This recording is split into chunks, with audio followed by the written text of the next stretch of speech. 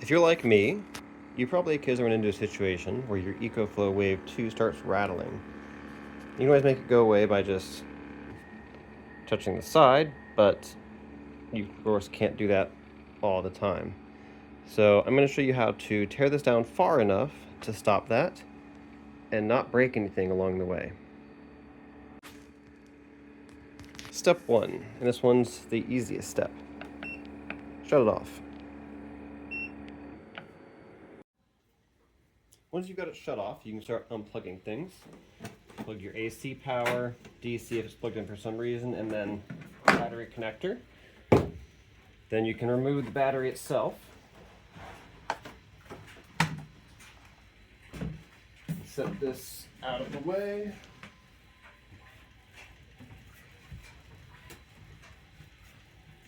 Then you're going to want to take off your covers. This one latches from the bottom. And the rear one latches from the bottom as well. We're going to start working on this from the back side. There's 3 main tools you're going to want. Magnetic parts tray is very handy for this, as well as a stick magnet so you can grab screws if they fall down places. And last of all, just a standard Phillips screwdriver. You're going to start with these 2 screws up here, and then you're also going to take out this screw down here and this screw down here. All the other ones can stay in.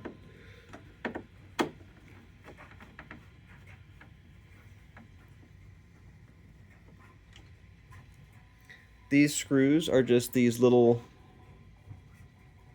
plastic thread forming screws.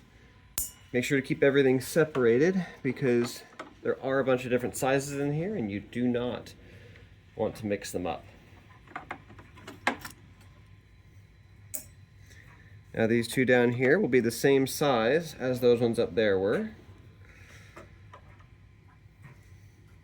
So they can go in the same pile.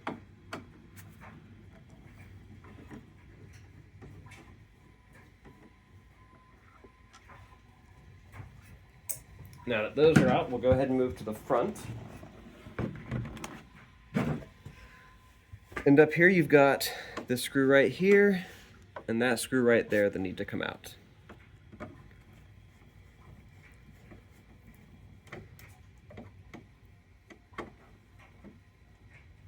These are also the same size as those ones that we just took out of the front, or out of the rear.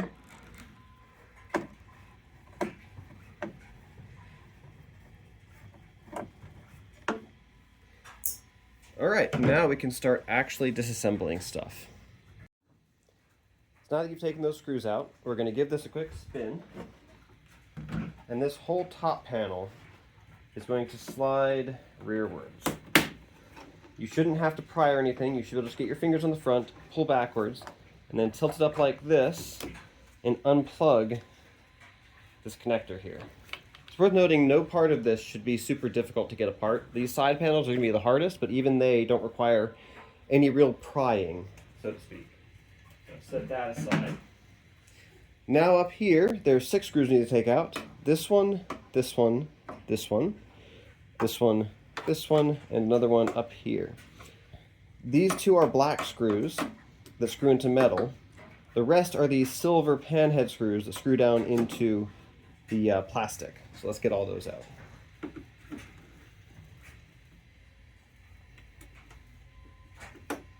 Like I said, these are, come on, actual screws threaded for metal. So set those in a separate pile from the rest.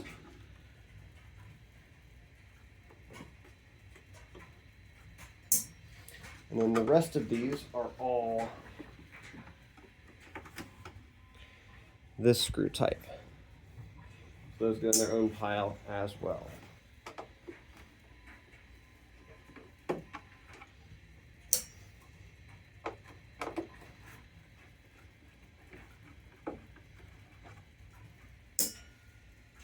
Last one.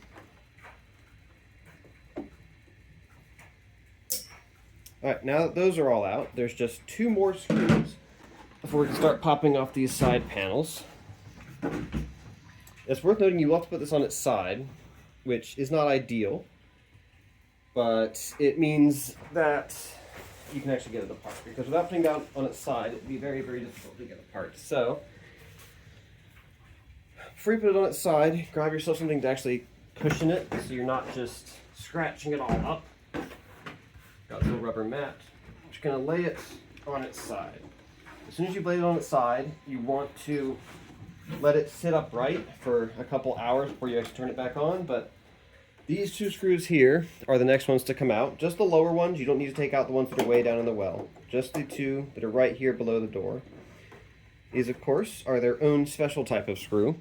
And so they've got a pointy tip, and they're smaller than the other plastic screws. So put them in their own pile. Pop those out. And that's all the screws that we should need to remove. So now the hard part. So now we need to actually remove these side panels.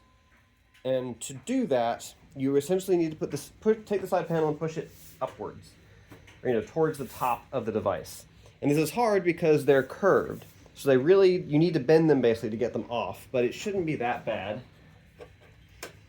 Just push up from the bottom just like that. Careful not to touch these fins too hard, but grab here, put your thumbs there and push upwards, and this whole side panel should just pop right off. So I get that side done. Now I'll flip it over and do the other side. Be very careful when you do this. You really don't want to drop this device. You don't want to pinch any cables or hoses or anything. So lay it down, grab here and here, fingers there and there, and just push upwards. And it should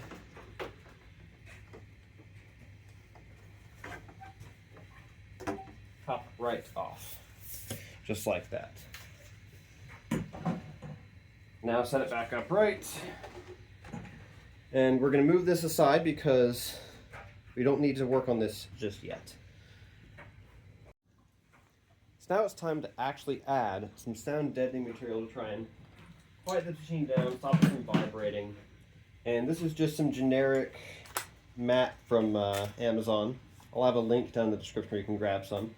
And I highly recommend grabbing some tools like these. You can get them in a set for pretty dang cheap. And they make pressing down this stuff way easier. This is just a bunch of scraps I have lying around, so I'm going to grab some scissors that I can cut it with.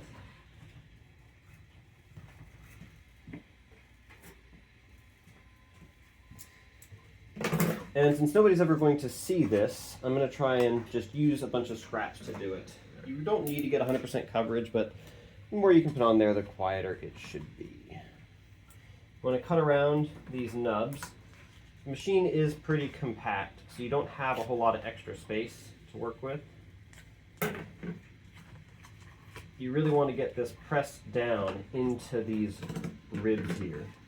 Otherwise, it just isn't going to fit back on.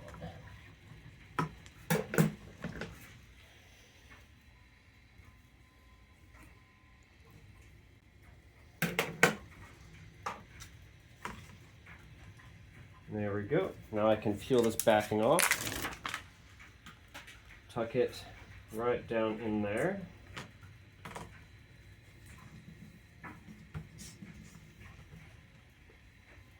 I'm just going to loosely make sure that this still fits on the machine before I fully commit.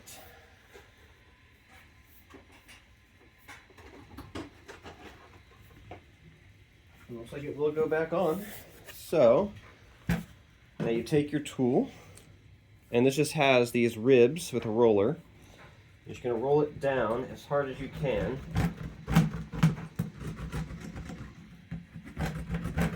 To get into those ribs.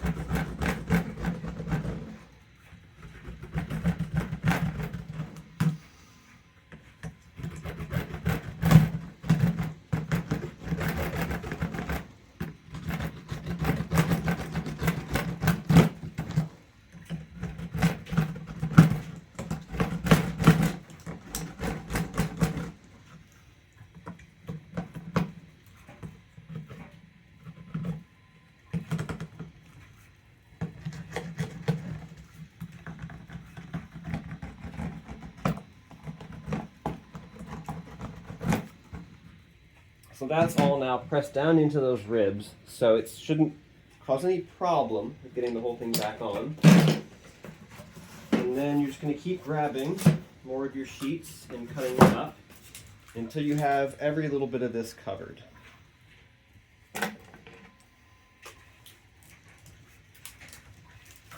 I would recommend keeping it on this grid structure as much as possible. Anytime you see a flat spot, especially behind these ribs here and here, there's going to be something that rubs against that when you're seating it, and so I would try to not touch that at all if you can help it.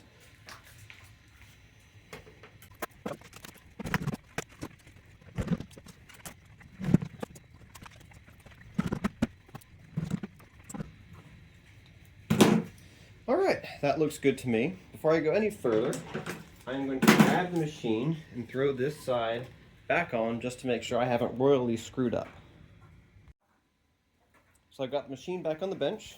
I've got my sound deadened side panel.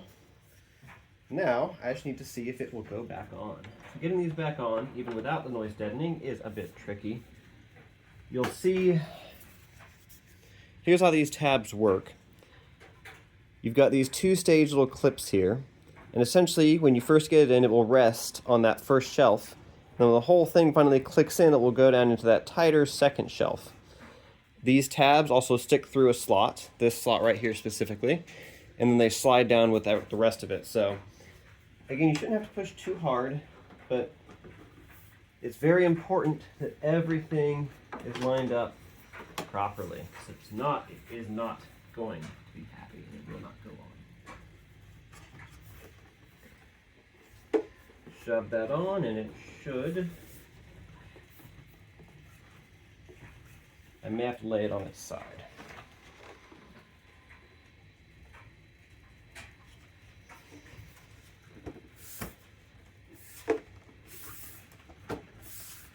And there we go. That side's back on. I can look through the back and see that my screw hole down there still lines up. So with that looking good, I'm going to put this back.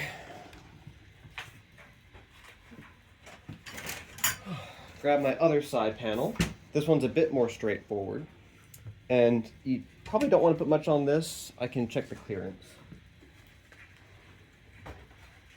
Yeah, you really don't want to put anything on that since your switches have to line up with this. And there's this moving door mechanism, which I think is just this guy. You might actually be able to get away with some of it on this. Yeah, I think I'll try putting some of it back here since there's just some coils back there. It shouldn't be too bad.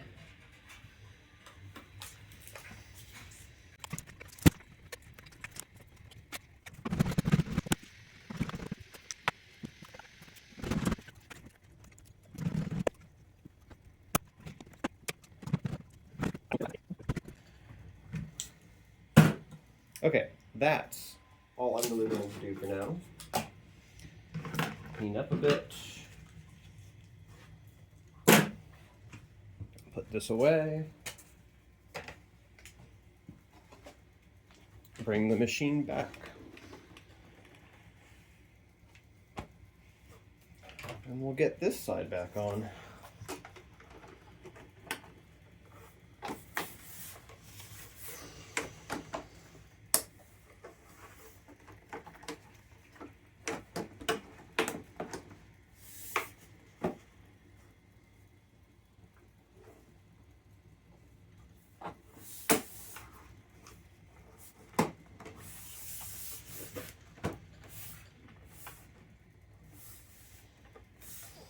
Now once you've gotten these sides back on, and you start putting all the screws back in, you are going to be tempted to turn it on right away to see the results. But don't. I'm going to wait, and you need to wait at least 2 hours after you set it back up right. Set yourself a timer, go get a snack. Do not turn it on until that timer has gone off. The refrigerant inside of these needs to be in a specific place for it to not explode. And if you start the machine with that refrigerant all the way from the compressor, it can explode, it can wear out bearings, it can clog pipes. It's just not something you want to deal with. So don't do that. Put it back together, set your timer, go make a snack, turn it back on. And due to the magic of editing, you'll be able to see how mine sounds after all this in just a couple of seconds.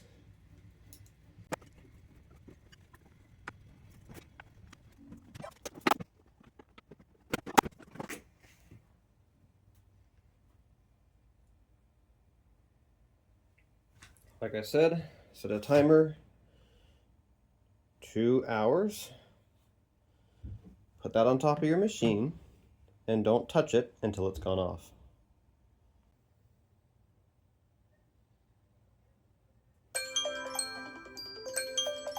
And now that you've waited the 2 hours, we can put everything back together.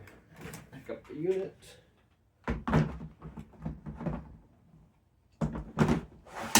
Put it back on its battery.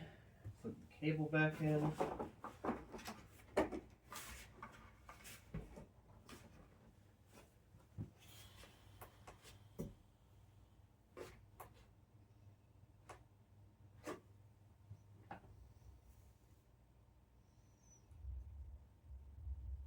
And boot it back up.